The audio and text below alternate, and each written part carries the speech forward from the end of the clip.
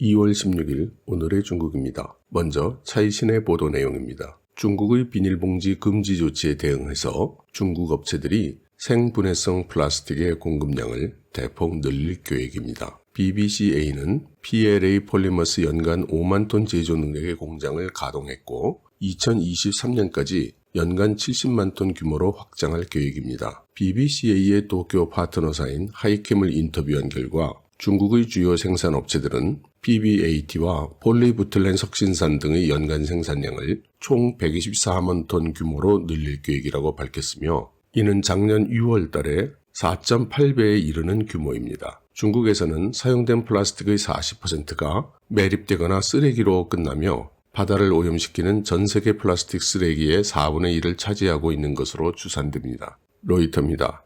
조 바이든 대통령은 이번 금요일에 G7 정상들과 첫 회의를 갖고 코로나 바이러스, 세계 경제, 그리고 중국에 대한 대처 방안 등을 논의할 예정이라고 백악관이 일요일 밝혔습니다. 중국이 가짜 코로나 바이러스 백신의 생산과 유통, 불법 접종에 관련해서 범죄를 단속하고 있습니다. 당국은 지난 수요일까지 21건의 백신 관련 사건에서 70명의 용의자를 체포했으며 가짜 백신이 병원 응급접종 계획에 포함돼서 고가에 판매되거나 해외로 밀반출된 사례도 있다고 합니다. 블룸버그입니다. 알파벳, 마이크로소프트, 퀄컴 등 국제적인 기술 대기업들이 엔비디아의 400억 달러 규모의 암 인수에 대해서 미국 독점 규제 당국에 항의하고 있다고 익명을 요구한 소식통이 밝혔습니다. 이번 인수로 엔비디아는 애플, 인텔, 삼성전자, 아마존, 그리고 중국의 화웨이 테크놀로지 등 칩 기술을 라이센스하는 주요 공급업체에 대한 지배력을 갖게 될 것으로 예상됩니다. 이 거래가 성사되기 위해서는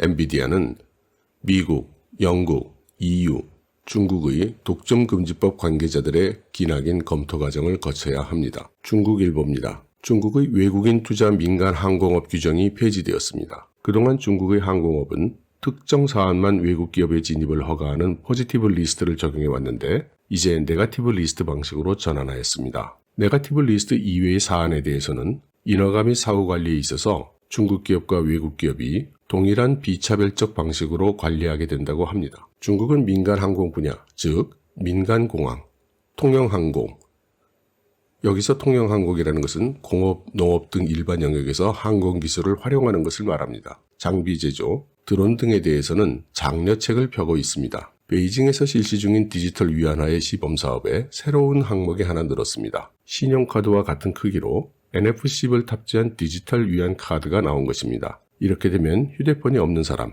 노인이나 아이들도 디지털 위안을 사용할 수 있게 됩니다. 중국의 디지털 위안 시범사업은 이제 선전에서 200만 명 이상, 수저우에서 200만 명 이상이 사용을 했고 베이징에서도 200만 명 이상이 가입할 것으로 예상됩니다. 홍콩 사우스 차이나 모닝포스트입니다. 중국의 인도태평양 군사력 증강 속에 일본이 지상군 수송선을 확보하고 있습니다. 육상 자위대의 함정이 2024년 배치될 예정이어서 외딴 섬에 주둔하는 인력에 탄약과 연료 그리고 식량 등을 공급할 예정입니다. 분석가들은 일본 정부가 센카쿠 열도 등의 군대를 파견해야 될 경우 보급을 위한 것이라고 말하고 있습니다. 바이트댄스가 오라클의 틱톡을 매각하려던 계획을 무기한 연기했다고 홍콩 사우스 모닝포스트가 독점 보도하였습니다. 상황을 잘 아는 인사에 의하면 원래 오라클의 레리 앨리슨이 트럼프의 지지자로서 바이트댄스는 이 매각을 통하여 트럼프 행정부와의 관계 개선을 도모하려 했던 것인데 조 바이든이 선거에 승리하면서 이 매각에 대한 흥미를 잃었다는 것입니다.